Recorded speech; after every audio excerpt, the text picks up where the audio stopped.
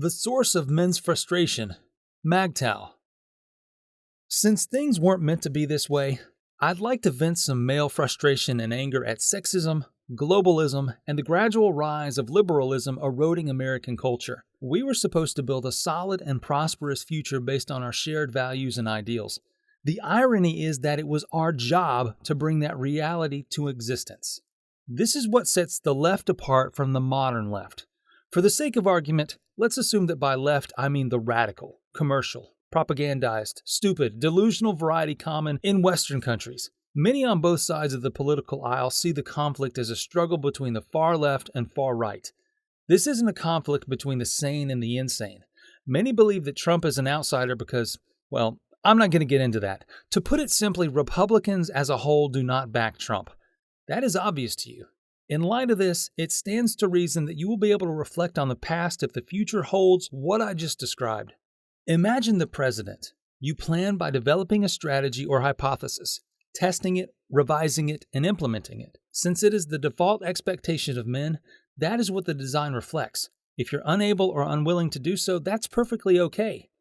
You could think, well, some men do, but men gradually do not want to interact with you. That is the chasm I observe between the old guard's legacy openly communistic group thinking, victim oppression, and welfare seeking, and dealing with reality and treating people with respect. Now I'm completely submerged in their feelings of persecution and entitlement. The belief that the rest of the world must adopt their standards of morality and ethics is a delusion, because they have all the answers, even if they are just children who have learned to live by the standards of society at large. The reason this is effective is that it is so difficult to foresee the future, let alone discipline yourself to make the sacrifices and take the actions now that are essential to your future happiness and success. That's a challenging goal to reach. Suppose you were a pregnant woman, a child, or a sick person. In that case, you could realize that it's easier to appease yourself in the now by simply indulging in whatever you need. You can empathize with people who appease because they were raised in a home where that was expected of them. You may be able to understand it as well. You can appreciate these people's intentions, but they need to grow up. However, they are obligated to emerge from it but choose not to, and the media is aware of this. Moreover, it is much easier to appeal to people's hurt feelings, anger, or irritation than to appeal to their intelligence, reason, or logic. The split is here. Given this distinction, the insane are over on the right. People who aren't crazy can be found on the right and left, although the left primarily comprises crazies. Madness is described as allowing emotion to rule and dominate intellect, reason, and logic. In other words, this is the right course of action. Thus, we must do it. Everyone deserves free food, and the individual is putting this forth for a reason. The value of food was ingrained in them from a young age. Thus, they need access to free meals. To prevent rational thought from interfering and saying, look, nobody owes anybody free meals, you'll have to go out there and earn, find, and make it yourself. You can't trick somebody into giving it to you until you first steal it from the person who gave it to you. It's not an argument because that stage doesn't start until they freak out over not having food. Please note that we're still determining whether or not people need to earn their living. It's a hungry individual who will use their abilities, guile, manipulation, and emotions to gain food. So it's not a conversation. But shouldn't you earn your way because they'll cry, use humiliation, and use guilt? In addition to what has already been said, this is not a particularly logical or rational discussion. See, this is what I mean. A hallmark of insanity is an ability to move beyond one's feelings. And as I just mentioned, I have recent experience dealing with people with different viewpoints. I just said that you ought to honor the flag or your adopted home as much as the one of your native land. This kind of behavior is not protected by the right of free speech since it violates the dignity of your host. If you don't respect your father, you shouldn't live with him. Do not say, I disrespect you, then continue to eat at his house. That's not right, which is why it's called having the courage of your convictions.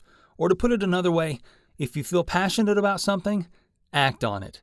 You can't just put it on display. Doing so would be a huge disservice. It's not as if you get the gravity of the situation.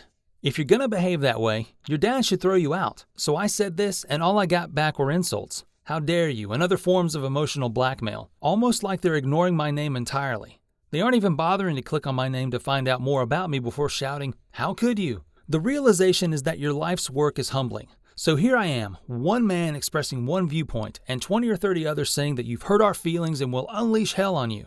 You may expect this kind of treatment if you engage in public social media, As you know, it may be highly challenging for me to join their group and participate in such activities. Fortunately, we've come a long way since then. It's as though feminists are outraged by me. Damn, what am I going to do now? What can I do to change that? Joining their group means you buy into their madness, ideological emotion, emotionally based reasoning, and the way of looking at the world. How could you not know what kind of person you are? Don't you realize their emotional appeals, their insults, their attacks? I've covered this. This is the most crucial topic. It's one I've addressed in many of my films. How one group of people uses language to describe their emotions. You don't know how I feel, and the other people are essentially boys or at least working men who don't expect anyone to give me anything for free. They don't see the world that way at all. They say, look, we have these physical hurdles to conquer to secure a wealthy future. And that's what I'm going to do. Because of its poor performance, I have to make the following adjustments. I need some time to reconsider my decision. For a change, I'm going to do this. That's the kind of thing that males, sane people, and intelligent rationalists do every day. These norms are the standard. Indeed, this is the bone of contention. So here's where the frustration comes in, because when you have someone working in the actual world, trying to make things better, it can be frustrating. And then you put them in a company of someone who is always going on and on about how you disrespected them and caused them emotional distress by not respecting them or giving them enough ice cream at prom or whatever. Their inability to control their anger and direct it elsewhere has left them unable to do anything productive in their lives. Anger is a powerful emotion that can quickly spiral out of control. When left unchecked, anger can lead to destructive behaviors and ruin relationships. For some people, their inability to control their anger has led to tragic consequences. They may lash out at loved ones or become so consumed by rage that they cannot live productive lives. How will these two sets of people cooperate and find common ground when they are brought together? Who exactly has to deal with the actual problems in life? What sacrifices would they grant to someone attempting to make their emotions and intellectual experience of the world the major determining factors in this world? They will become emotionally abusive if they don't receive it. You see this as the kid's maladaptation to the household, adult physical world, etc. Please remember that the media and other huge establishments are capital free market entities attempting to exert influence. I hope you realize which of these two mindsets they want to interact with, deal with, and appeal to. So of course, 80% of your people wish for welfare, to be taken care of, to take the easy way out.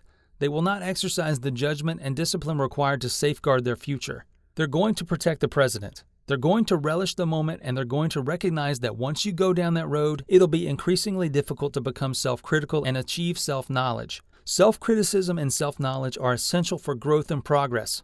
Without being able to look at ourselves objectively, it's too easy to get stuck in our ways and become resistant to change. However, there's a difference between healthy criticism and destructive self-doubt.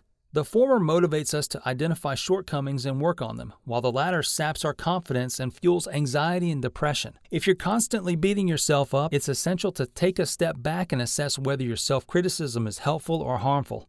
If it's the latter, then it's time to start being more compassionate with yourself. Only by learning to be kinder to ourselves can we hope to achieve true growth and progress. On the other hand, others can't do these things. If you're not the type of person who can take criticism, then you're going to be able to grow very little. It's easy to be defensive and to think any complaint is a personal attack. But if you can't see past that, then you're never going to be able to improve. Learning to take criticism is an essential skill, and it will help you in all areas of life. If you're able to listen to feedback and use it constructively, you'll be able to learn from your mistakes and become a better person. So next time someone criticizes you, try to take it on the chin and use it as an opportunity for growth. So in other words, they are totally against learning and developing and changing and adapting. Almost everyone is against it since it's the last thing they desire. I mean, who can blame them? That's why I think males and sane people are so aggravated. I wish there was a middle ground, but it's impossible. In what ways might the rational party make allowances for the emotional party? Are both parties willing to compromise and meet each other in the middle? The irritation stems from the fact that no middle ground can be reached. Sigma males are the top dogs of the dating world. They're the ones with the high sex drive, the strong muscles, and the dominant personalities.